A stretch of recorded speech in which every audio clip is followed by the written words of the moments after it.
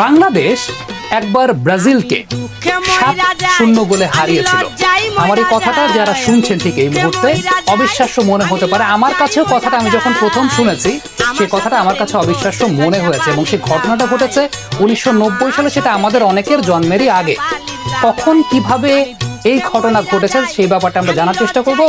তাওহিদ ভাই, আপনি সেই সময়টায় ছিলেন, জানেন, আপনি আমাকে বলেছেন আমরা যখন অফ এয়ারে ছিলাম বাংলাদেশ 7-0 গোলে ব্রাজিলকে। বাংলাদেশ 7-0 গোলে হারিয়েছে 1990-তে। আচ্ছা, সেখানে ফাইনালে পড়েছিল বাংলা একাদশ এবং ব্রাজিল। সেই একই জার্সি পরা ব্রাজিলের অনূর্ধ্ব 14 দলটি আর আমাদের বাংলা একাদশ। এবং স্পষ্ট মনে আছে, এটা নিয়ে এখানে অনেক তোলপাড় তখন হয়েছিল যে বাংলাদেশ 7-0 গোলে ব্রাজিলকে হারিয়েছে।